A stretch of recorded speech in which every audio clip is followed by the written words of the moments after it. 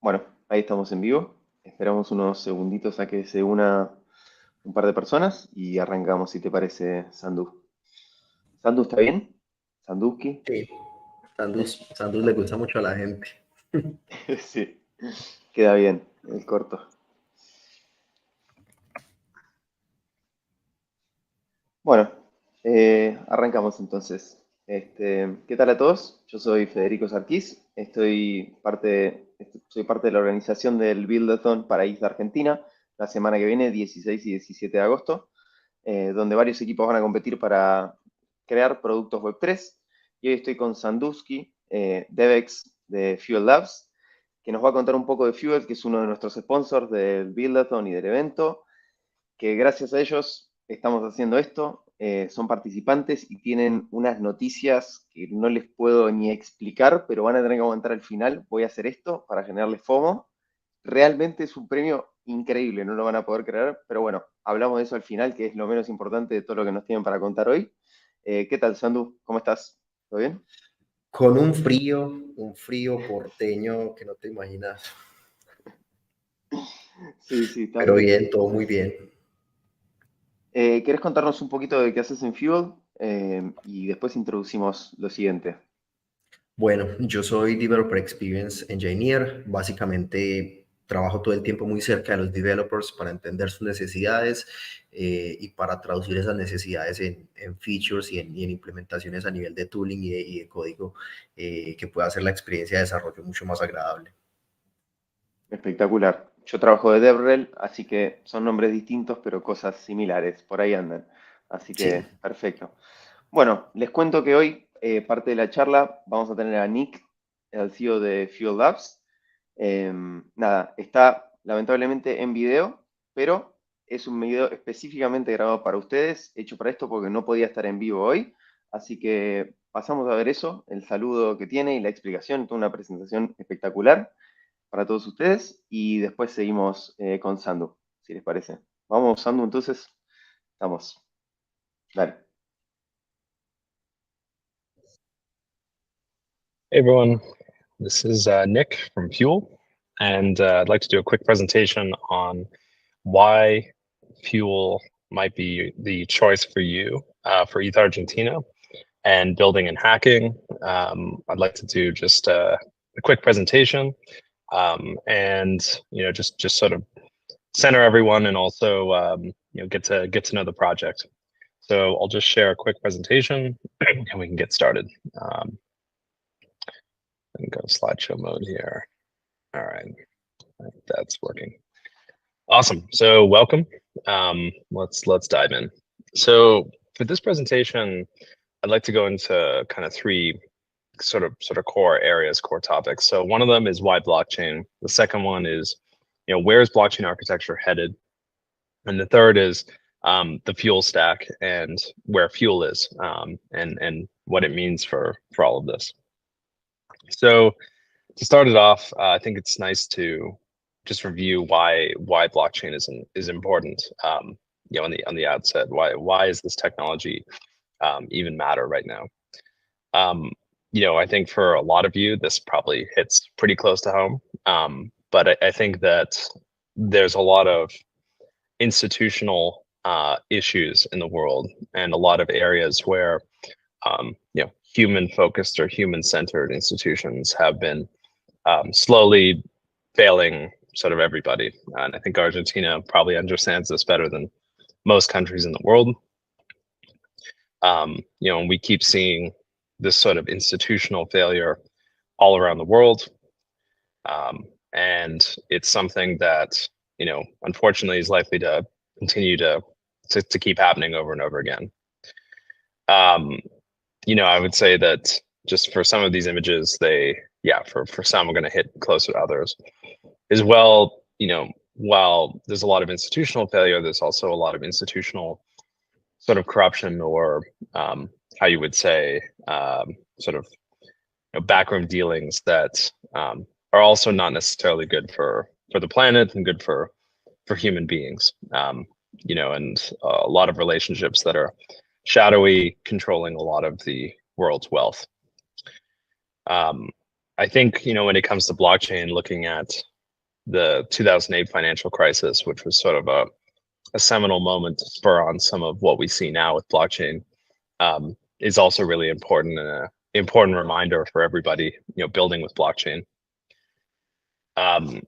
Something I like to do in a lot of presentations is go back to just the Bitcoin Genesis block, and just to kind of center everyone that, well, blockchains have evolved a lot, that some of the stem from where blockchain has started as a technology, was really in the 2008 sort of 2009 banking crisis. And as we can see in the Bitcoin Genesis block, the Times, January 2009, Chancellor on brink of second bailout for banks. So this technology was meant not just as a technology for just making transactions and supporting financial infrastructure, but it was meant as a secondary way out, or an alternative, or in some senses a protest to the existing financial system and the corruption therein. So when we're going back to the question of why blockchain, I think it starts with the problem, which is systems of high trust can be broken by human shortcomings. Human institutions continue to fail us by greed or complacency. Examples being banking failure, corporate greed, government financial mismanagement. A potential solution is through engineering and economics. Build trust minimized systems and fault tolerant systems that are harder to break by the shortcomings of humans.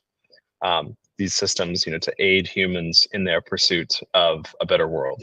And I think that in many ways, this is part of the sort of mission statement of blockchain, if you were to look at the most optimistic views of what it can represent.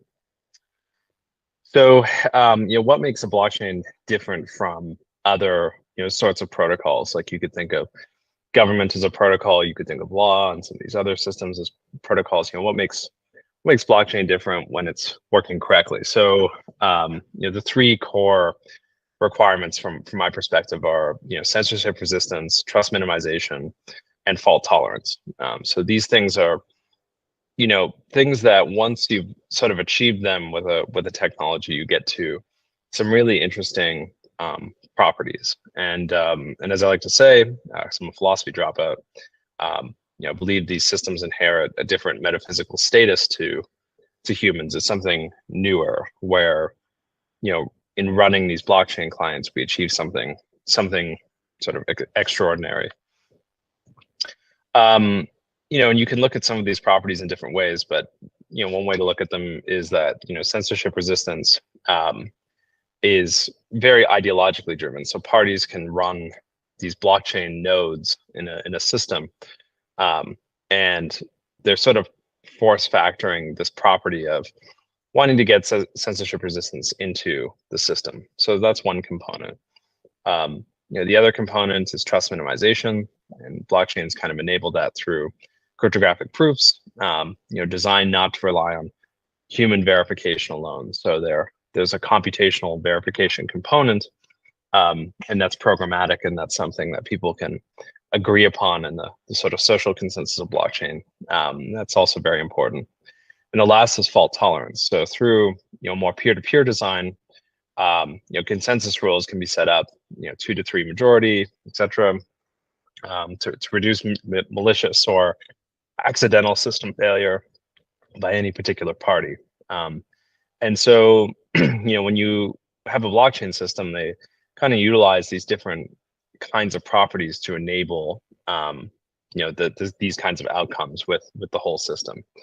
And if you're looking at sort of blockchain history, in the early 90s to kind of early 2000s, you have a lot of people discussing blockchain, talking about eCash, Hashcash, Merkle trees, how they could be used, smart contracts.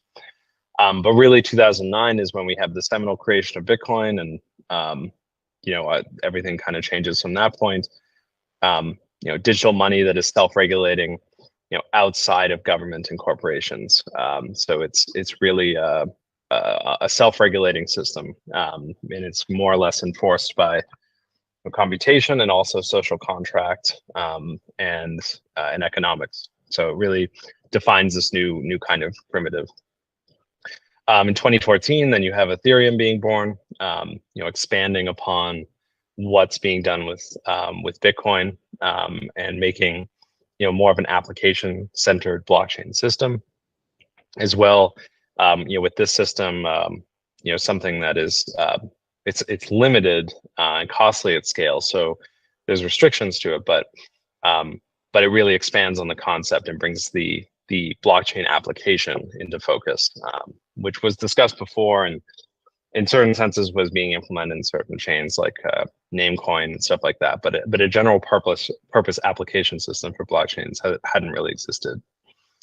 Then in 2019, we start getting this motivation for rollups, modular blockchains, and this has really looked to solve a lot of these throughput problems that we're having with Ethereum, these cost issues we're having with Ethereum, and just kind of broadening the potential of what secure, globally decentralized blockchain like Ethereum can achieve.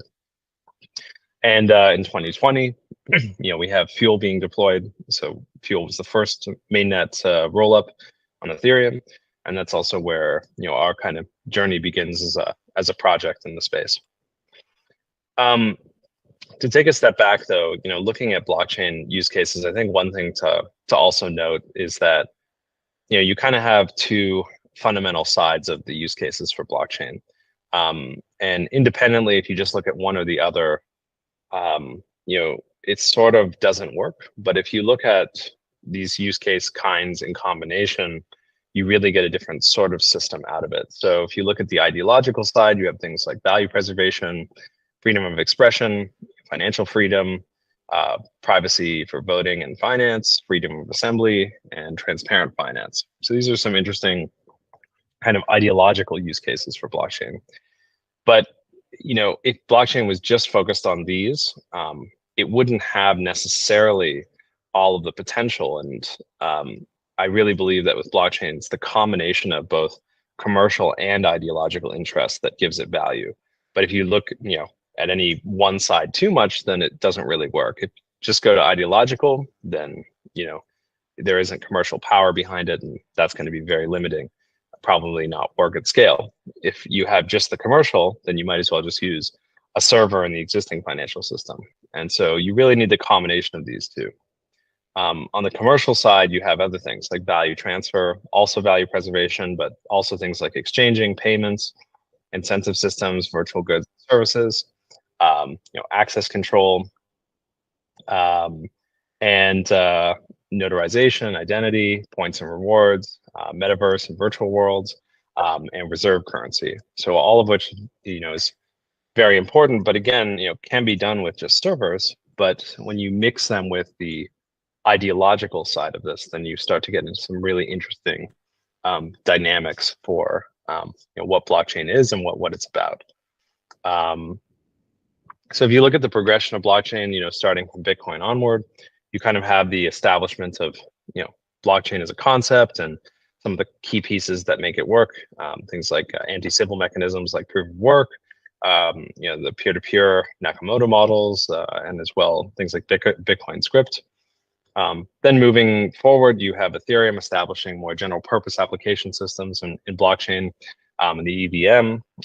Then you have these attempts to progress blockchains like Ethereum, which is like sharding, side channels, and side chains, pushing for better scale, but unfortunately they lacked a lot of the security that we were looking for in the global setting. And then lastly, you have these rollups and modular blockchains being something a little different, where we can achieve a high level of security by separating concerns of a blockchain. And this really enables us to have the features we're looking for, at scale, but also retain the security. So this is a very important progression coming from Bitcoin all the way through to rollups. And also it makes it different from starting other layer ones or things like that, where you can, but unfortunately there's only so many people running blockchains, and to achieve the kind of global scale that we're looking for, there's only going to be so many actors in that system. And right now, Ethereum really achieves both a high level of centralization and security, and we want to build off of this with things like rollups. So looking at blockchain, you can also look at blockchains in a way just to compartmentalize, the different pieces of blockchains, and you can kind of broadly scope this into things like execution, settlement, consensus, and data availability. So if you're looking at execution, you're really talking about sort of the verification of transactions. So it makes a transaction valid in a blockchain system, being a transactional system itself. You also have things like settlement, which is a term that is used for sort of final, final settlement of what the current state of everything is. But also in the context of rollups, you're also looking at dispute resolution and bridging. As well, you have consensus, which is really agreeing upon sort of the order and the final agreement on transactions themselves. And then as well, you have things like data availability, which is really just ensuring that in the global setting, you also have the transaction data is available, both to be verified, but also to be retrieved and used. So you can kind of look at these different pieces as kind of core pieces of a blockchain itself. And if you're looking at them more categorically, you can kind of see that on the execution and settlement side, you're really seeing more of providing the experience of what it's like to use these kinds of systems, and then the base layer being sort of providing security. So consensus and data availability being sort of what's making this secure, and coming back to those core properties of fault tolerance, trust minimization, and censorship resistance. These things need to work in harmony to really achieve that. So when you're looking at the progression, you kind of have this movement from more monolithic designs where blockchains do all of this stuff in a single chain, into compartmentalizing these resources and these things into different concerns. And when you compartmentalize, you start to be able to find better properties of scale. And so with monolithic chains, we see that this is really happening all the time, where you have a chain, it gets used, a lot of people use it at once, and then cacks up. And with Ethereum, we see this all the time. We also see this with highly constrained scaling designs like EVM designs, that they're fine when not a lot of people are using them, but when a lot of people use them, they get really backed up. And so as we move over to modular blockchains, we start to separate execution, settlement, consensus, and data availability into different layers. That way you can focus on specialization, and you can achieve better properties of scale. And so, looking at sort of the spectrum here, on the modular side, you're really seeing, a movement from modular chains in their purest form all the way through, the sidechain level systems that we saw with Cosmos and just kind of various chains, Avalanche, etc. And then moving into semi-modular chains like Ethereum that are now using, effectively, a scaling technique that we typically call rollups to really break forward into more of a modular space, and then the movement into fully modular blockchains and fully modular architectures that are going to achieve a different level of scale than what you typically see. So sort of scaling layers focused on scaling existing layer ones, providing better properties of scale. So why is modular better? Because you're really separating concerns, you're specializing, and then you're achieving better scalability properties. And this is something that is very important both within your designs of an architecture for a blockchain, but also scaling blockchains in general. And so looking at the space and looking at, kind of two different fundamental ways to categorize everything, you kind of have an Ethereum-centric form, and that's going to be, a form where, basically you're looking at sort of the Ethereum way to do things. So we typically categorize that with rollups and Palladiums. And then you have the more modular way, which is, also looking at similar concepts, but breaking up concerns slightly differently. And this is where you're achieving different kinds of designs, such as ones like sovereign rollups, settlement rollups, or modular rollups.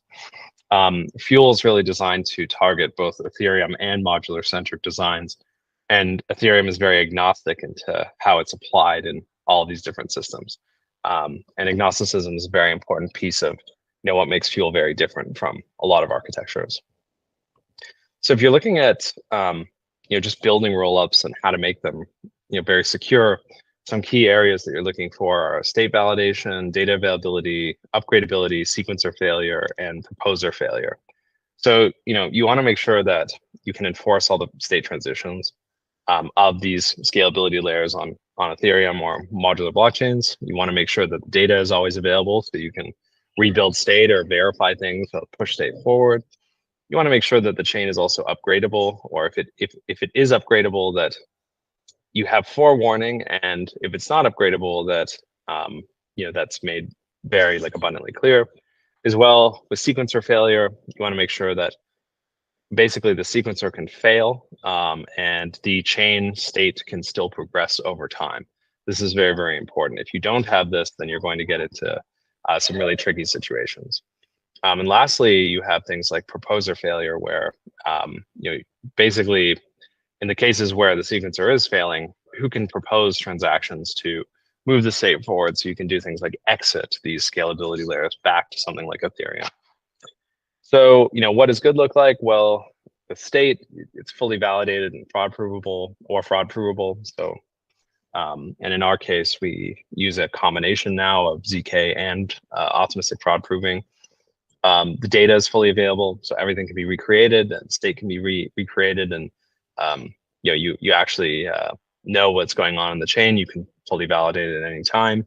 Upgradability, so it's either not upgradable or it's upgradable with fair warning. As well, sequencers can fail and the state can move forward. And lastly, with proposer failure, anyone can propose transactions, whether it be slow or fast, just to enable them to withdraw if things are not going the way that you'd like with the layer itself. So in the rollup space for Ethereum right now, these properties are looked at quite closely. You can see some of the top rollups in the space there. Fuel v1 really aimed to achieve the best of all of these properties. So state validation system that was fully on-chain, single round, an on-chain data availability, as well upgradability, there was none. We had a self-sequence system for sequencer failure, so you could sequence chain blocks yourself and move the chain forward to withdraw. And as well, in the case of proposer failure, you could basically self-propose. So these things were very, very important for rollup risk analysis. So when you're looking at the ultimate rollup for Ethereum, what are some properties that you're really going to look for? Well, the way you can typically look at this is breaking down to three core categories: scalability, security, and experience. And so on the scalability side, you're looking for a very high throughput execution system. So probably parallel transaction execution is going to be key, not wasteful, optimized virtual execution. So the EVM is, unfortunately, it's been great for us, but it does kind of have its shortcomings. It's very wasteful. It also doesn't run in parallel, or doesn't run in parallel nicely. As well, in terms of extensibility, you basically want to be able to add things like precompiles to the system.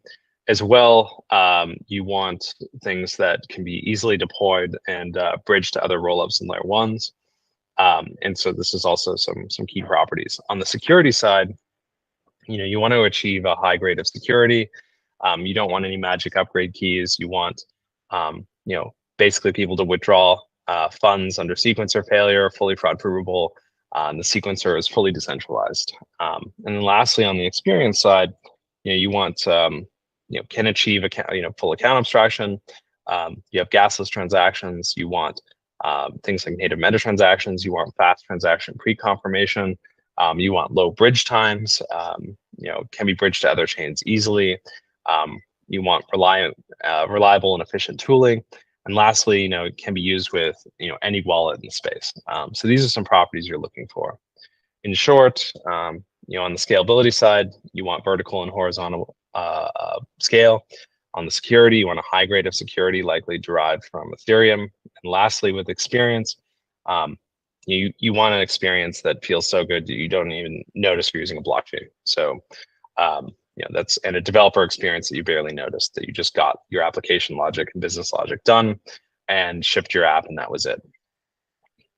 So looking at what Fuel is and all of this, now that we kind of have a lot more context, we see Fuel as sort of a collection of UX-focused scaling and development technologies that provide a very high throughput with parallel transaction execution, low cost and low latency smart contracts, supported by advanced ZK proving, which is the Fuel prover, and secured by Ethereum. Fuel sort of makes it effortless to deploy blockchain applications and unlocks massive scale while creating what we call sort of magical user experiences. Fuel is very UX focused and UX driven in the way that we think about things both from a user and developer side. Looking at the sort of status quo versus Fuel, a lot of the current approaches to scale and rollups are band-aid approaches. So they're just slowly progressing the technology. The development's very fragmented, so the experience is typically very broken. And as well, retaining backwards compatibility is a must for typical designs. This really holds designs back from what you could achieve at the architectural level. And as well, a lot of the designs are very stateful in their design. So they use a lot of state. And blockchains, unfortunately, don't like that if you're trying to build efficient blockchain systems. Fuel takes a very different approach. So we just try to build the best system we can for you and for projects and developers and for users. Knowing what we've experienced with past tooling and scale. I come from working with the EVM and Solidity for a very long time, since the Ethereum started. And so, I've really come to know the issues of both the EVM and Solidity a lot. And we want to build a different kind of system that works, a lot better. As well, everything's very vertically integrated. It's connected together nicely. Everything works well with each other. And the tooling sort of has the entire stack in mind. So it's not built sort of in ignorance. It's built knowing what we're trying to achieve. And lastly, we trade off backwards compatibility with the EVM to open up new potential for what we can do at the execution level. So you do with Fuel, trade off the EVM, but you're going to get a whole other set of properties that really unlock what blockchains can do. And lastly, encouraging and enabling better state minimized design. So really trying to give the developer as many ways that we can to minimize the use of state, which in the end is going to make blockchain a lot more accessible to the planet. So, Fuel really brings some key components to blockchain scaling, and one key one is parallel transaction execution. The other one is a very asset-centric virtual machine called the Fuel VM, native level account abstraction with things like predicates, flexible scripting. So we actually have scripts in our system as well, a more sophisticated language and developer tooling experience, and a blockchain designed for efficient trust minimized design. So all of these key things are very, very important, what Fuel brings to the table. As well, just to say that, Fuel and the Fuel VM is a very powerful alternative to EVM-based stacks that you typically see in the current space. And Fuel is secured and bridged to Ethereum by design. So we try to retain the security as much as possible on Ethereum. So looking at the Fuel stack, we have some core components here, the Fuel portal and wallets. This is really the user-facing gateway to Fuel, Block Explorer, wallet, etc. Everything in a single portal. We're building that out. The Fuel SDKs are TypeScript and Rust. That's meant to give you, really coherent developer experience in whatever language you're familiar with.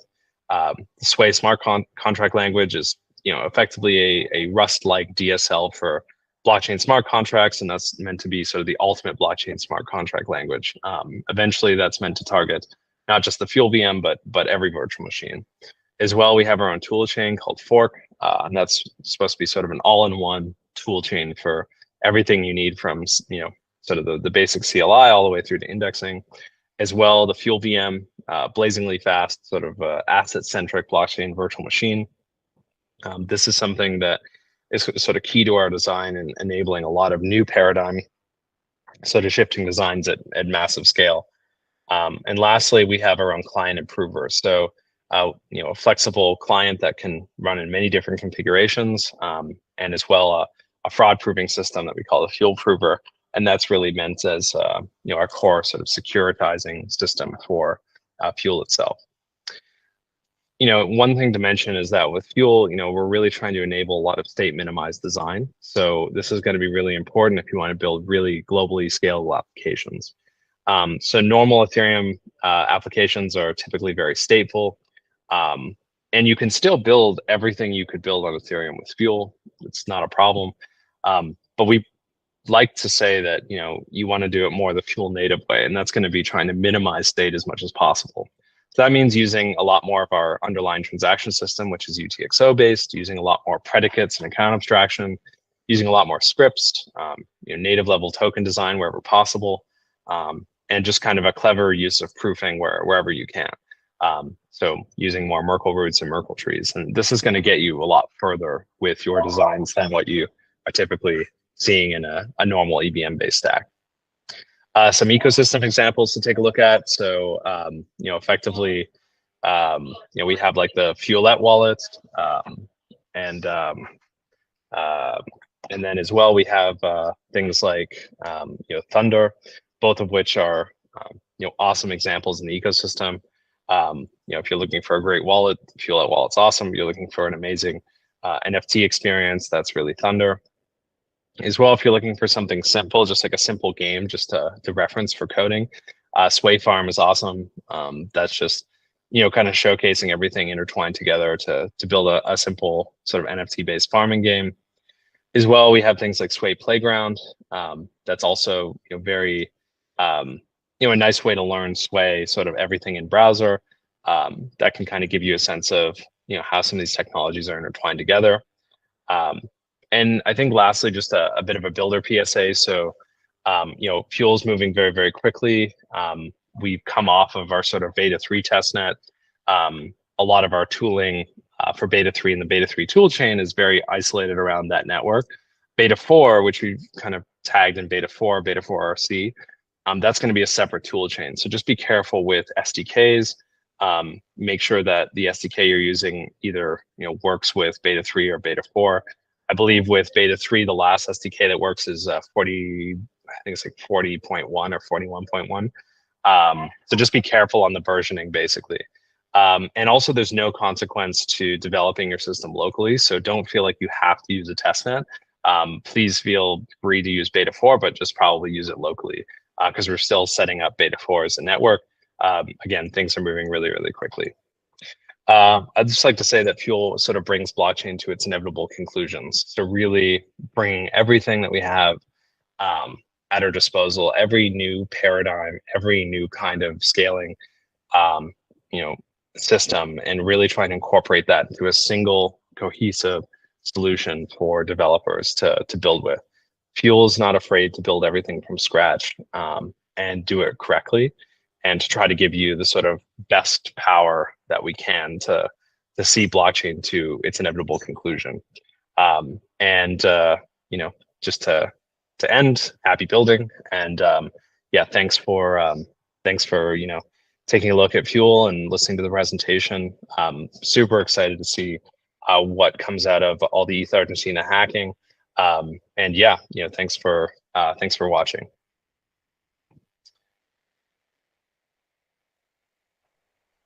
Bueno, tremendo. Tremendo. No, yo esperaba un poco de que hable solo de Fuel y nos dio una masterclass de Web3, como dicen por ahí. Impresionante. Sí. ¿Comentarios?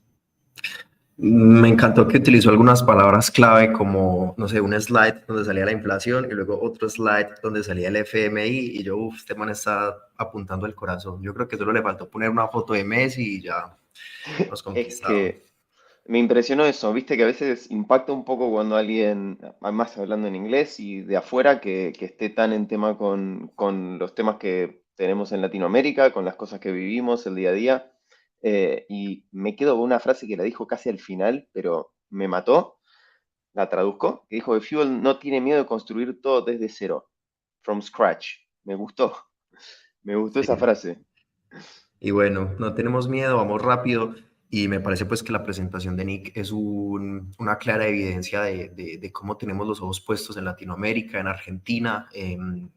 Tenemos total convencimiento que Argentina es el laboratorio perfecto para Web3 en el mundo, o sea, tiene todo, developers increíbles, un contexto que le hace necesitar querer usar cripto y una adopción enorme. Entonces, no sé, yo estoy muy emocionado por la hackathon, por la buildathon, por Ethereum Argentina. Me parece que se está cocinando algo muy bueno. Tremendo. Estamos todos con muchas ganas. En Argentina le decimos manijas. Algunos pocos. Manijas, con muchas ganas. Expectantes. Este, Manijas. sí. Tengo entendido que vos ahora nos tenés que contar un poco más de Fuel y quizás algunos tips para los builders y después contar la sorpresa que nos tenían preparada. Sí, bueno, yo voy a hacer como un doble clic en Sway, un poco para mostrarles pues cómo es interactuar con el lenguaje y mostrarles cómo va la documentación y nada, pues De una. ver si nos podemos ir en algún ejemplo. Entonces te voy a compartir por acá Dale. la pantalla Bueno, entonces nos y vas a voy dar a... un poco un manual del builder sobre Sway para la gente del Buildathon. Que venga, que Claro, conozca. Ahí comparto. Ahí estamos. ahí estamos. Bueno, Perfecto. nos fuimos entonces. Muchas gracias, Fede. Por favor. Bueno, fantástica la presentación de Nick. Me encanta pues que hayamos podido como ver muchos de los elementos claves que constituyen a Fuel y cómo busca ganarse un lugar en el ecosistema. Básicamente nos dimos cuenta que ser simplemente un rollup optimista no es suficiente para escalar Ethereum, entonces decidimos llevarlo un poco más allá y terminamos llegando a esta cosa tan maravillosa. De todo este universo de posibilidades o de características o de features que tiene Fuel, yo voy a hablar concretamente de Sway. Sway es el lenguaje para desarrollar contratos inteligentes, entre otras cosas, en el ecosistema de Fuel. Me presento, yo soy Sandusky, soy Developer Experience Engineer en Fuel Labs, me pueden encontrar así en Twitter. Y bueno, hoy vamos a hablar de Sway. Adicionalmente, pues les digo, yo voy a estar siendo parte del equipo de mentores que Fuel Labs ha designado para la Buildathon, entonces pues vamos a estar por ahí en el Discord disponibles para todos ustedes. Muy bien. Sway básicamente es este Rust base o un lenguaje basado en Rust de dominio específico para escribir contratos inteligentes. ¿Qué significa que sea de dominio específico? Que no es un SDK y ya, sino que es una adaptación de los poderes que tiene Rust con un caso de uso en mente. Entonces es básicamente como que cogiéramos Fuel, cogiéramos Rust y sale Sway. Como para ir poniendo algunos conceptos en la mesa. Sway es el lenguaje de programación de la Fuel VM. Fork es el orquestador de Fuel, Fuel Orchestrator, y básicamente es manejador de paquetes, entre otras cosas. Tiene un montón de poderes. Tenemos un paquete muy especial que se llama Fuel Up, que es el gestor de toolchains de Fuel. En su presentación, Nick nos hablaba de Beta 3, de Beta 4, que son las testnets de Fuel en ese momento. Entonces pasa que, al igual que pasa en Rust, nosotros armamos unas toolchains que son básicamente como paquetes de diferentes binarios que son estables y compatibles entre ellos. Entonces, en este momento, lo que está más estable de todo es Beta 3, que es la última testnet que lanzamos a principio de este año, como en febrero, marzo. Y aunque ustedes pueden empezar a interactuar con Beta 4, no tenemos disponible como el nodo hosted público, entonces sería trabajarlo en local. Por eso es que hoy vamos a ver Beta 3. Y luego está, por ejemplo, Fuels, que son los SDKs de Rust y de Typescript para interactuar con Fuel, con los contratos, para hacer aplicaciones front-end, back-end o lo que se les ocurra. Repositorio recomendado, Sway versus Solidity en GitHub, es un repositorio de Fuel Labs. Y básicamente muestra un montón de casos específicos de cosas que se hacen en Solidity y cómo se pueden hacer en Fuel. Y me parece que es un referente excelente para las personas que vengan de un ecosistema completamente basado en Ethereum y por ahí quieran hacerse una idea de lo que ya saben hacer, cómo pueden hacerlo en Sway. Si vamos a hablar de Solidity, por ejemplo, este sería como el contrato básico por excelencia, que es el contador. En este caso, pues Solidity, después de muchas vueltas, ires y venires, ha logrado estar en un estado más agradable estéticamente que hace unos años. Y digamos, en este caso tenemos un contrato que se llama counter, hay que describir arriba pues la licencia, la versión del compilador, luego llega el contrato counter. Tenemos una variable pública, Solidity recientemente agregó esta característica de que las variables públicas automáticamente tienen un setter y un getter, entonces pues ya con eso se pueden tocar. Y luego tiene la función de incremento, que en este caso le permite a un agente externo ir y modificar el valor de ese estado y aumentarla. Dato curioso, en Solidity el storage del contrato, digamos, son variables que están sueltas en el contrato, en cualquier lugar. Y vos las manipulás como si fueran variables. Ojito, que esa es una de las diferencias con Sway. Ahora, si vamos a ver el mismo contrato en Sway, se ve de esta manera. Y yo sé que muchos de ustedes de primerazo podrían pensar, hey, ¿qué pasa? ¿Qué pasa ahí? ¿Por qué hay tanto texto? Porque si tenemos esto tan cortico y tan específico en Solidity, ¿por qué Sway lo está haciendo más grande? ¿Acaso es que están intentando hacerlo más feo, menos eficiente, más difícil de escribir? La verdad es que no. La verdad es que aquí hay dos cositas que están como mezcladas, pero se pueden separar y ya te las voy a explicar. Empezamos viendo la primera parte del contrato en Sway que les estoy mostrando. Definimos en la primera línea si es un contrato. ¿Qué pasa? En Fuel podemos tener contratos inteligentes, podemos tener scripts que se corren dentro de la blockchain, como cuando quieres hacer un gestor de posiciones de liquidez o que maneja tu DeFi. Bueno, se pueden hacer scripts específicos para eso, no tienen que ser contratos. Podemos hacer librerías de Sway y además podemos hacer los predicates, que es este invento maravilloso que básicamente es como los taproots de Bitcoin. Son como piezas de código hasheadas dentro de la blockchain, no tienen estado, simplemente acceden a los inputs de la transacción y a los outputs de la transacción, y son como esa herramienta maravillosa que permite hacer la ejecución paralela en Fuel. Dato curioso, dentro del bounty que estamos ofreciendo para la Buildathon, estamos favoreciendo a las personas que hagan uso de los predicates o que utilicen pues esta herramienta de los UTXO para que lo tengan muy en cuenta. Y dentro de los recursos de aprendizaje que están en la descripción del bounty, incluimos también un video a una charla de una de las personas del equipo que explica qué son estos predicates y cómo se pueden utilizar. Ahora sí, volviendo al código. Primera línea, definimos si es contrato o si es script o si es predicate o si es librería. En este caso es un contrato. Luego nos traemos la librería storage de la librería estándar de Sway y definimos el storage del contrato. Básicamente, en Sway, el storage del contrato es un objeto específico, lo cual nos permite tener mucho más control y mucho más orden con el manejo del estado del contrato. Y ya no vamos a estar tocando variables como por accidente o no vamos a tener que estar haciendo este truquito de poner el nombre de la variable con guión bajo para que sea local. No, siempre sabemos que cuando hablemos de storage, vamos a hacer storage.algo. Y eso nos permite tener mucho más claridad entre cuáles son nuestras variables y cuáles son las del contrato. Y luego tenemos el ABI. ¿Qué pasa? El ABI en Sway es declarativo. En Solidity lo que pasa es que, como, a ver, en la blockchain no se despliega esto, se despliega un bytecode y un bytecode no lo entiende nadie. Y si tú simplemente lo miras por encima, pues tampoco sabes cómo interactuar con él. Entonces, en los diferentes protocolos se usa el ABI, que es un JSON, que le dice a los otros, hey, mira, yo tengo este bytecode y dentro de este bytecode hay estas funciones disponibles. En Sway lo hacemos declarativamente.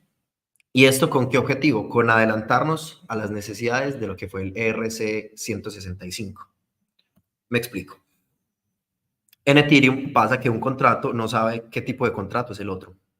Entonces, en algún momento se inventan el estándar del ERC 165 para ponerle a los contratos una interfaz que permita que un contrato llame al otro y le pregunta, oye, ¿tú eres de tipo RS20? Y el otro diga, sí, sí soy de RS20. Ah, bueno, entonces hagamos este transfer. Y así evitar pues que los fondos se fueran a contratos de donde no pudieran salir. ¿Qué pasa si tú quieres utilizar una interfaz de esas?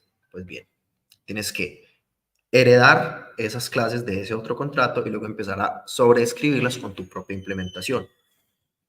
En Fuel, en cambio, los APIs casi que se pueden repartir de manera separada. Tú puedes crear tu librería de APIs o publicar tu propio API con las firmas de las funciones que quieres usar y luego crear una implementación. En este caso, esta sería una implementación genérica. Y luego, si tú quieres hacer tu propia implementación, importas el API y listo. Puedes empezar a escribirlo. No hay que sobreescribir, no hay que chocarse con de pronto otro código legacy que esté por ahí encima. Eso es muy poderoso, mejora mucho el performance de Fuel. Y es una de las características que a mí personalmente más me gusta de Sway. Entonces volvemos, estamos hablando. Tenemos el contrato, importamos el storage, definimos el storage y definimos el API. En este caso, pues el contador tiene el getter, que sería count, que lo vemos más abajo en la línea 14, y el incremento, que sería en la línea 11. Y además tienen unas anotaciones que controlan, digamos, el acceso que tiene al storage esta función. Ahí mismo le podríamos poner, por ejemplo, si es pagable o si es... conocemos los modificadores de Solidity, ¿cierto? Aquí sería el equivalente. Y luego, a partir de la línea 17, es que ahora sí tenemos la implementación del contrato, donde vamos a coger ese API y vamos ahora sí a decir qué pasa dentro de esos métodos o dentro de esas funciones o dentro de esas firmas. En este caso tenemos entonces, para el caso del contador, simplemente accedemos al storage del contador y lo leemos y lo devolvemos. Y luego, en el incremento, recuperamos ese valor, lo leemos, lo aumentamos y luego lo escribimos dentro del storage. Dato curioso, esta es la sintaxis de Sway a partir de la versión 0.44, que es de beta 4. Varía un poco con beta 3, pero en un ratito les voy a mostrar un montón de ejemplos para que ustedes puedan tener la referencia de la sintaxis muy al alcance, muy a la mano. Entonces, bueno, ¿cómo empieza este viaje? Vamos a fuel.network, el website. A ver, vamos a hacer un clic por acá. Ahí estamos y no nos estamos viendo. A ver, yo comparto la pestaña que es.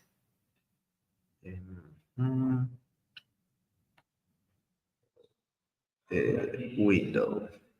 Por aquí estamos. Listo. Muy bien, aquí estamos. Fuel.network.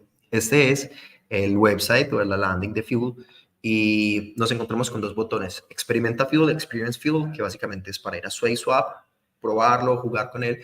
O vamos a los documentos, read the docs. Entramos a la documentación y aquí es que empieza todo lo bueno. Entramos aquí al beta del Documentation Portal. A partir de acá, la recomendación mía es que vayamos a dos lugares. El primer lugar es el Developer Quickstart, que lo voy a poner por aquí. Y el otro lugar es el Sway Book. Míralo acá. Bajamos hasta la categoría de lenguaje y le damos clic derecho a Sway Book. ¿Qué vamos a encontrar en el Sway Book? Básicamente una definición extensa y profunda de Sway. Cuando ya tengamos un poco más idea de Sway, aquí es donde vamos a venir para mirar todos los poderes. Entre otras cosas, pues nos explican, digamos, por acá qué pasa con los predicates, ¿cierto? Nos explican qué pasa con las librerías, qué pasa con los scripts, qué pasa con los contratos. Y además nos dan unos ejemplos. Dato curioso. Si nos vamos aquí arriba al botón de GitHub, nos va a llevar ahora sí al repositorio de Sway. Este es el core de Sway. Aquí está todo el compilador, los documentos, todo. Y hay una carpeta que se llama Examples. Y aquí tenemos una cantidad de ejemplos preciosos. APIs, arrays, tuplas, contadores, el clásico FISBAS, hasheo, identidad, liquidity pool, ownership, un montón de cosas que ya conocemos muy bien en Solidity y que nos pueden dar pistas de lo que tenemos en la mente, cómo lo podemos manifestar dentro de Sway. Entonces, repaso. Vamos a fuel.network, entramos a la documentación. En el Documentation Portal bajamos hasta Language, vamos al Swaybook y en Swaybook vamos a poder encontrar los ejemplos dentro del GitHub. Entonces, súper recomendado para las personas que quieran ir un poco más avanzados. Pero las personas que estén agarrando Sway por primera vez, el camino va a ser primero por el primer link, que es el Developer Quickstart. El Developer Quickstart básicamente es ese all-in-one, ese proyecto básico que nos permite hacer todo redondito dentro de Fuel. Entonces, en primer lugar, pues tenemos aquí una descripción de las cosas que podemos hacer. Y si le damos a siguiente, vamos a ver nuestro primer contrato. Entre otras cosas, nos hablan, primero que tenemos que instalar Rust en nuestra máquina, después que tenemos que instalar Fuel, Y cuando ya tengamos fuel, vamos a poder hacer uso de fuel up, ¿cierto? Entonces, ahora les voy a mostrar de manera un poco más interactiva cómo podemos hacer esto. Vamos a compartir la pantalla por aquí y nos vamos a ir a VS Code, se llama. Aquí lo tengo. Muy bien. Entonces vamos a cerrar por aquí una de estas terminales. Vamos a tirar aquí un control L y vamos a abrir esto. A ver, muy bien. Entonces, ¿qué dice acá? Sí, muy bien. Entonces, una vez que yo ya instalé Rust y ya instalé Fuel en mi máquina, voy a tener acceso a un paquete que se llama Fuel Up, que es el que me permite manejar el toolchain. Si yo le doy solamente Enter, me muestra los comandos que tengo. Entonces, lo primero que yo quiero hacer es decirle Update, para que me traiga como lo último que hay en los repositorios, ¿cierto? Y aquí me dice que me actualizó el latest y que me actualizó el beta 3. ¿Qué significa eso? Pues bien, básicamente, yo puedo decirle a FuelUp que me instale un toolchain llamado beta 3, que en este caso es lo que nos recomienda el Quickstart y es lo que yo también les recomiendo a ustedes.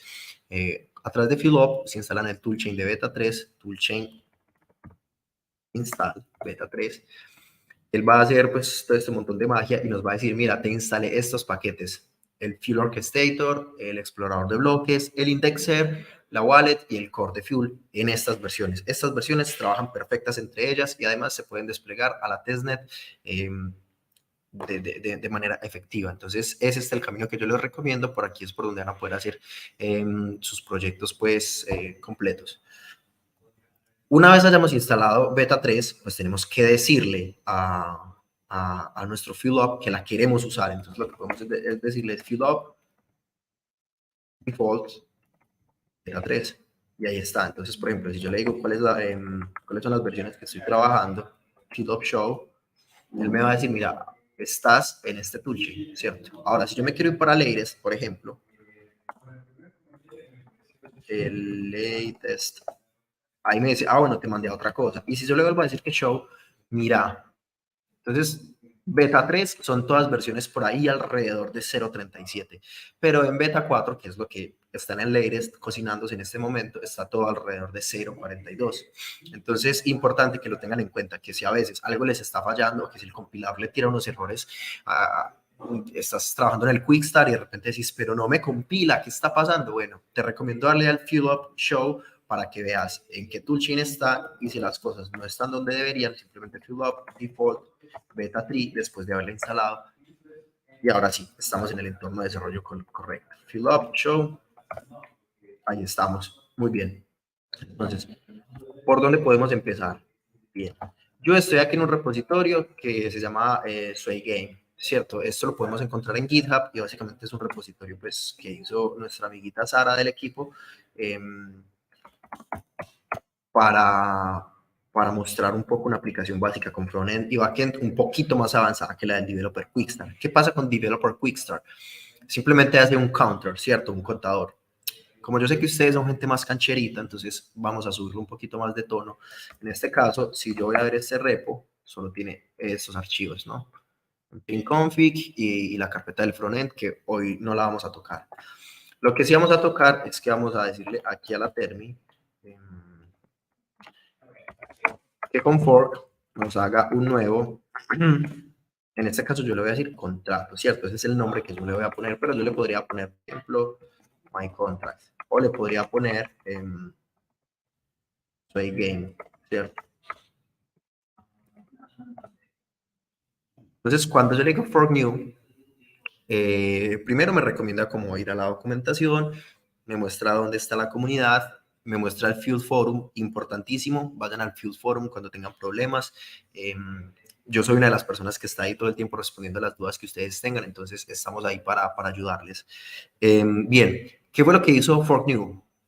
Me creó una carpeta con todo el boilerplate que yo necesito. En este caso, el archivo TOML de fork, que dice que Sandusky hizo esto, que el entrance, el archivo de entrada es este, y cuál es el nombre del paquete. Este es el archivo que va a leer el compilador para empezar a hacer toda la magia, ¿cierto? Y luego tiene un source con un archivo que es main, Y en main ya tenemos una plantillita, un contrato basiquito con un booleano. Esto aquí donde está se puede desplegar. De hecho, yo puedo venir acá, entrar a Sway Game y darle build.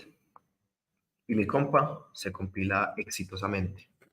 Entonces, básicamente, este es como lo necesario.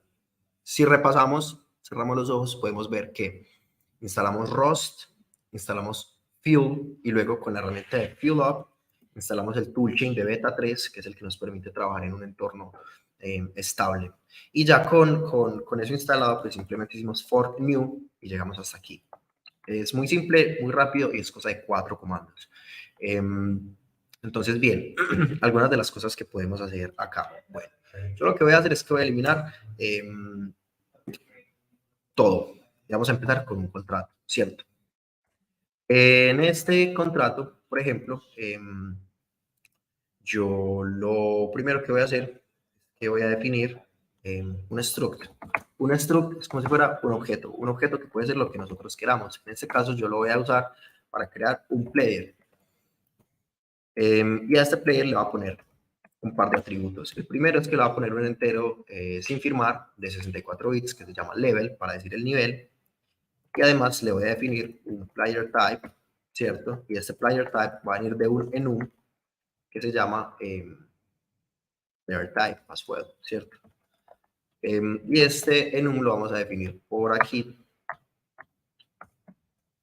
Y este enum, pues básicamente va a contener dos cosas, los dos tipos que puede tener nuestro jugador, que sería superhéroe, o supervillano. ¿Cómo se escribe? Así se escribe. Bien.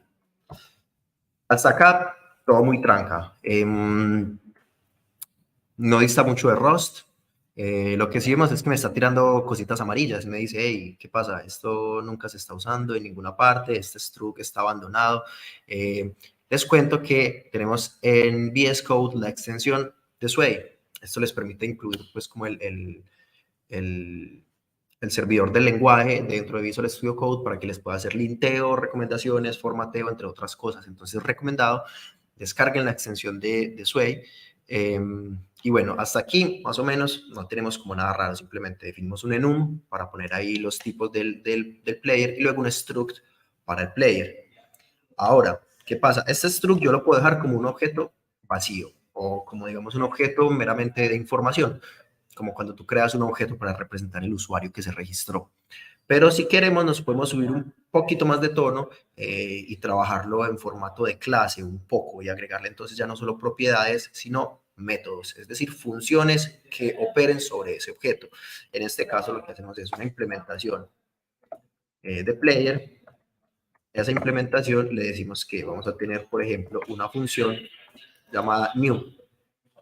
Y esa función llamada new va a devolver algo. ¿Qué va a devolver? Un objeto de tipo player. Entonces, le podemos decir que devuelva self. Le podemos decir que devuelva self. Y dentro de ese self, entonces vamos a construir un objeto player usando el keyword de self y le vamos a pasar como argumentos, pues, lo que hemos definido aquí. Es decir, estas propiedades que definimos en este objeto las vamos a pasar aquí como atributos. En este caso es level, que va a empezar en 1, y luego player type, que va a empezar ¿en qué va a empezar? Pues bien, se lo vamos a pasar por aquí como un argumento. Player type, que va a ser de tipo player type. Entonces, básicamente, por aquí,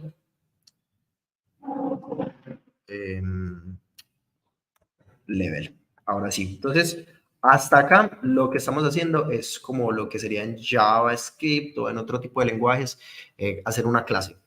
En esta clase definimos las propiedades del objeto y los métodos del objeto, ¿cierto? Otro método que le podemos agregar entonces a esta clase es, por ejemplo, una función de level up, ¿cierto? Para las personas que vengan de Rust, bueno, esto va a devolver el nuevo nivel, que va a ser un entero de 64. Y lo que va a recibir como argumento, esto es una cosa muy de Rust, y es que le vamos a pasar una referencia mutable a sí mismo, ¿cierto? Esto es magia de Rust, no lo vamos a explicar ahora, pero digamos que así funciona. Y a esa referencia mutable de sí mismo le vamos a decir que level va a ser más igual a 1, y le vamos a decir que nos devuelva ese self.level. Hasta acá, todo bien.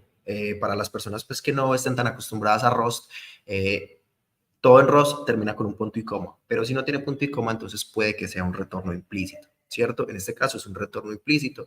Este valor se está devolviendo en este tipo, en esta función, que es un método de este objeto. Hasta aquí esto es solo sway planito, no hemos entrado a hacer el contrato todavía, ¿cierto? Luego nos podríamos ir entonces a definir el API de mi contrato. En este caso yo le voy a decir players contract, por ejemplo, a este API. Y básicamente aquí vamos a definir dos funciones para este contrato. Vamos a definir una función llamada newPlayer. Aquí. Vamos a definir una función llamada newPlayer que va a devolver un player. Y vamos a definir una función que se llame levelUp y que nos devuelva entero de 64 bits. Aquí me falta poner el retorno. Ahí está. Muy bien. ¿Qué pasa? Yo tengo un objeto con unas propiedades y con unos métodos. Y luego defino un API para que un contrato pueda utilizar esos métodos y devolver esos valores al usuario. Entonces, digamos que estas funciones son las que yo voy a terminar llamando desde mi frontend, por ejemplo. Y las estoy aquí definiendo en el API.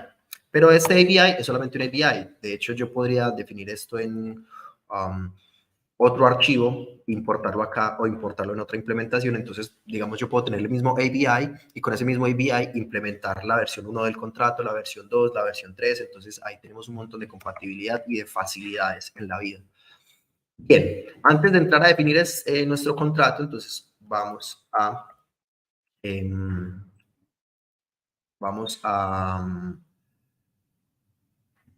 definir lo que vendría a ser el storage de este contrato. Muy bien, entonces vamos a poner la palabra clave storage, vamos a poner unas llavecitas simplemente y le vamos a decir que este storage va a tener una lista de players. Va a ser un storage map, que es lo que uno podría llamar un diccionario en Sway. Y este storage map va a tener unos keys que van a ser de tipo identity. Identity es como nos referimos, digamos, a las address, puede ser.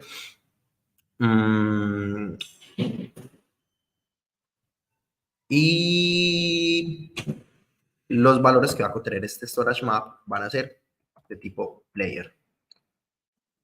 Y vamos a inicializar este storage con un storage map vacío. Entonces, recapitulando, estamos construyendo nuestro objeto. Hasta acá, esta primera parte podría estar en otro lugar, ¿cierto? Es un objeto. En otro archivo podríamos tener el API, la definición de la interfaz del contrato. Y luego, ahora sí, haciendo la implementación del contrato, en otro archivo podríamos empezar a construir el contrato con el storage, un storage que va a tener un diccionario, en este caso storage map, de jugadores, de players, y va a tener un mapeo de key value donde están las identidades, que en este caso las identidades pueden ser o direcciones de personas o direcciones de contratos. Y eso se va a mapear con unos jugadores, con unos objetos de tipo jugador, y lo inicializamos vacío. Está vacío y es de este tipo. Ahora sí, vamos a empezar a escribir el contrato. Para el contrato, entonces, lo que vamos a hacer es que vamos a implementar nuestra API para el contrato. Bien. Solo ahí ya empiezan a aparecer colores mágicos. ¿Qué me están diciendo? Hey, ¿sabes qué? Te falta implementar funciones acá. Y esto es una de las cosas lindas. Las personas que están más acostumbradas a Rust saben que el compilador de Rust es muy amigable. Te coge de la mano y te guía por el desarrollo. Sway también tiene ese poder. En este caso, lo que nos está diciendo es, para la implementación que queremos hacer de este contrato, nos falta integrar dos funciones que definimos arriba en el API, pero que aquí no existen. Entonces, vamos a escribirlas muy rápidamente. Primero, vamos a escribir new player. Opa. Que va a devolver pues un player, ¿cierto? Y que va a tener un body, ¿cierto? Bien. Lo primero que queremos es, por ejemplo, capturar la dirección, ¿cierto? De quién nos está mandando este llamado. Entonces yo puedo utilizar esto. Puedo coger el sender y traerlo de un método que se llama mensaje sender, que para ustedes va a ser muy conocido, es muy parecido a lo que viene de Solidity, y para eso tenemos también que venir e importarlo de la librería estándar. Entonces le vamos a decir que de la librería estándar me traiga del módulo de autenticación el message sender. Por esto es un lenguaje de dominio específico, porque ya trae unas cosas que me ayudan a trabajar casos de uso específicos para blockchain. Aquí entonces en este caso estamos implementando esta función, estamos trayéndonos el message.sender y luego vamos a traernos el type, ¿cierto? Entonces, en este caso, para definir el player type, vamos a decir, porque se nos da la gana, que los superhéroes van a ser los players que sean creados por personas o por cuentas externas, y los supervillanos van a ser los players que los creen los contratos. Entonces, yo lo que puedo hacer es un pattern matching, ¿cierto? De el sender o de la dirección, digamos, en este caso de quien está enviando la transacción, y vamos entonces a trabajar dos casos. En el caso que sea una identidad de tipo address, entonces vamos a asignar un valor de player type que sea igual a super hero, ¿cierto? Y para el caso que sea una identidad de tipo contract ID, que de hecho por acá me faltaron unos dos punticos, para el caso que sea una identidad de tipo contract ID, entonces el player type que vamos a asignar va a ser igual a supervillano. Y por ahí está. Esto es un pattern matching. Y luego entonces ahora sí vamos a crear el player. ¿Cómo? Pues mira, si nos vamos a la definición del objeto, me dice simplemente llamas a new y le pasas el player type. Entonces yo vengo, llamo a new, le paso el player type y luego lo agrego al storage. Es decir, estoy yéndome la dirección de quien está enviando la transacción, estoy viendo si esa transacción la manda una persona o un contrato, y con esa información estoy creando un objeto de tipo player. Ahora, aquí es donde viene la magia, les decía. Pasa que en Solidity el storage es cualquier variable que esté dentro del contrato y yo me puedo volver loco intentando adivinar quién es quién.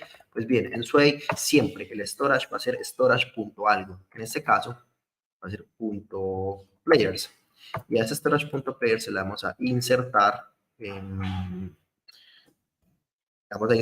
habíamos dicho, una identidad y un player. Entonces, en este caso la identidad es el sender y el player pues va a ser el player que acabamos de crear. Está creado, ¿cierto? Está insertado en el storage y ahora lo podríamos, por ejemplo, devolver. Ahí hemos implementado una función. Ahora podríamos implementar la otra función, que es la de level up. Entonces, bueno, no, una pausa. Pasa algo. Es que aquí estamos intentando acceder al estado, ¿cierto? Pero no le hemos dado permiso desde la API. Entonces, como new player quiere escribir en el estado, hay que de manera explícita, y esto añade un montón de seguridad, hay que decirle que esta función va a hacer uso del write dentro del storage, ¿cierto? Y ahora sí, este new player, ya le podemos decir que escriba el storage, ¿cierto? Lindo. Muy bien. El compilador nos sigue regañando porque nos falta implementar la última función, que en este caso entonces sería la función de level up, ¿cierto? La función de level up nos va a devolver un entero. Como ustedes se pueden estar imaginando, level up tiene que buscar un player y subirlo de nivel. Entonces, level up necesariamente tiene que tener acceso a la escritura y la lectura. Entonces le vamos a dar esos dos poderes, ¿cierto? Se los vamos a poner por aquí. Y por si fuera poco, ¿sabes qué? Vamos a darle la oportunidad a esta función de que nos mande plata. Vamos a ponerle que sea pagable, ¿cierto? Vamos a decirle que sea pagable. Y ahora sí, con esta anotación, sí podemos escribir nuestra función. Entonces vamos a entrar aquí a escribir el body de nuestra función y le vamos a decir que, en primer lugar, me diga el asset ID. ¿Cómo así que el asset ID? Pues bien, pasa que en Sway, en Fuel, en la Fuel VM, tenemos múltiples assets nativos, porque como es una capa de ejecución modular y se conecta con varias cadenas, entonces el asset que las transacciones contienen no necesariamente es Ether, puede ser un montón de cosas. Y esas cosas tienen assets ID, y esas assets ID son unas constantes que van de 0 a X, ¿cierto? En este caso, vamos a traernos, así como nos trajimos el message sender, nos vamos a traer de la librería estándar de contexto de call frames. Nos vamos a traer el message ID, ¿sí o qué? Message asset ID, que es el que nos dice cuál es el asset que estamos utilizando. Y de contexto, y de paso ya que estamos, nos vamos a traer entonces el message amount, ¿cierto? Y es que como ustedes se podrán imaginar, aquí abajito, después de saber cuál es el asset ID, pues necesitamos saber cuál es el amount, ¿cierto?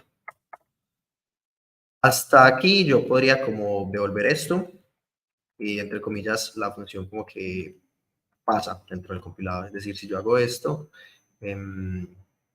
level up, yo creo que mi compa está pensando bien.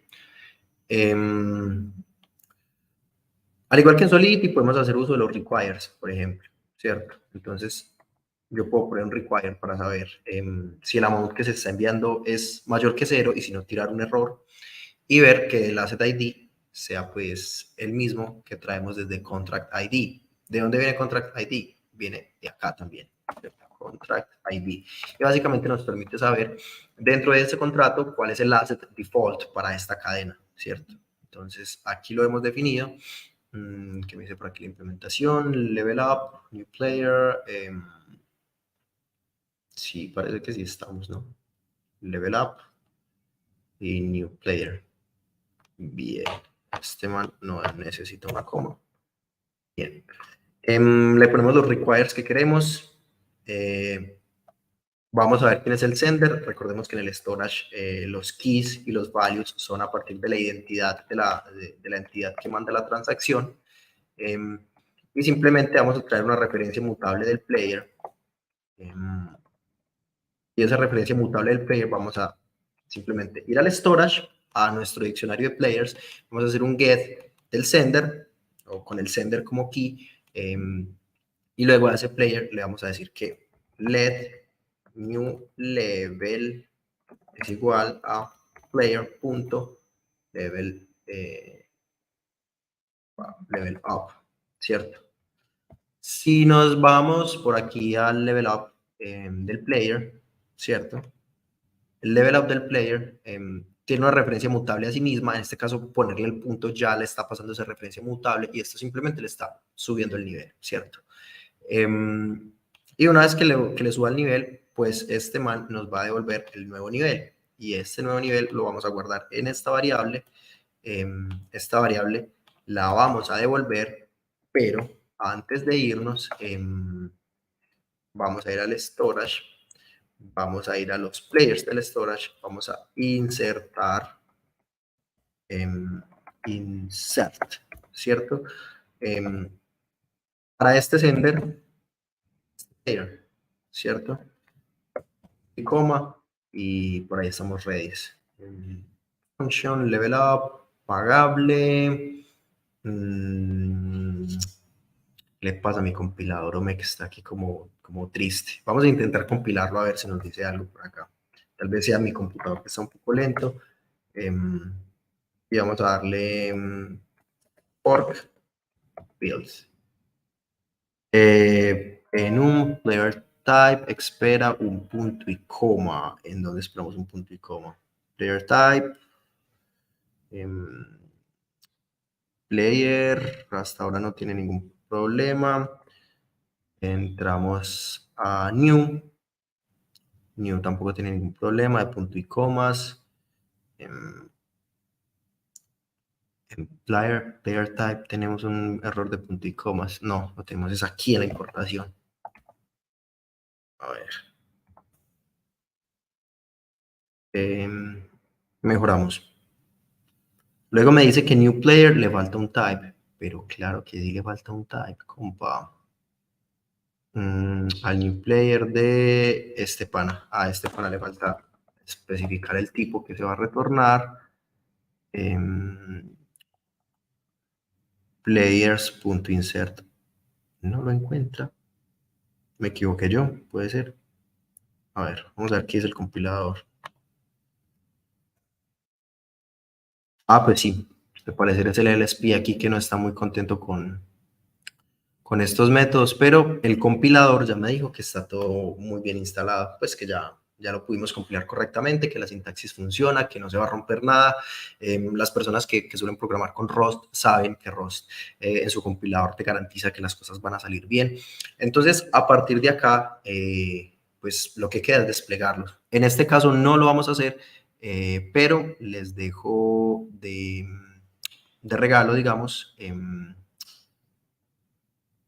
por aquí dentro del Developer Quick Start. En el Developer Quick Start, después de que escribimos nuestro primer proyecto, primero lo compilamos, luego nos dan acceso a una pruebita, el Rust SDK, para hacer pruebas unitarias con nuestro contrato, y luego nos hablan del deployment, ¿cierto? Para el deployment tenemos que instalar el wallet de CLI, tenemos que agregarle coins con el faucet, y luego decir fork, deploy, ppp, y listo. Eso nos da el contract ID. Entonces, básicamente este sería un review como muy rápido, muy a la carrera de las posibilidades que tenemos con Sway como lenguaje, cómo podemos setear un entorno de desarrollo muy básico, empezar a escribirlo y empezar a dar unos golpes con el compilador hasta que logremos lo que queremos.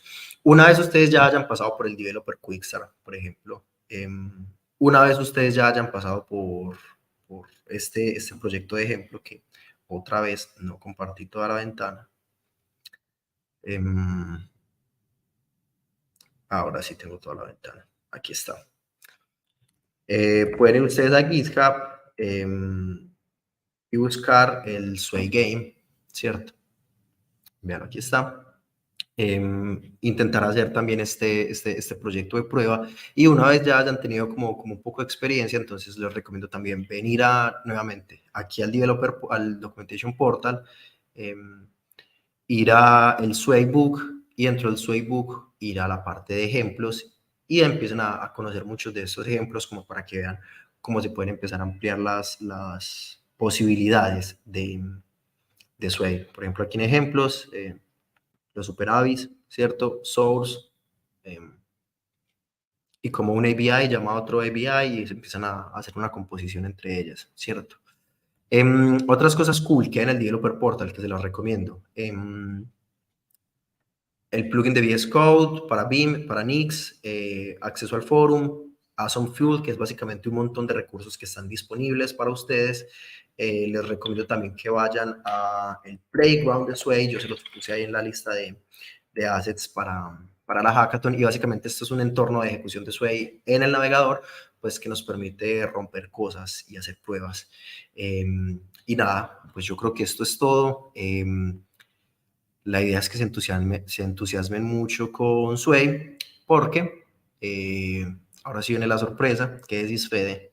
Ahora sí, sí, ya es momento. Pará, un segundo. Hola. Quiero darte Nos acabas de dar una clase de Sway increíble. Yo no conocía casi nada, pero se nota muy declarativo. Supongo, entenderle la sintaxis y demás. Debe ser un dolor de Claro. cabeza en las flechas y demás. eh, pero no muy distinto a Rust. Y como me dijiste, es quizás un hijo de Rust, ahí heredando cositas. Un Así que hijo de Rust. espectacular.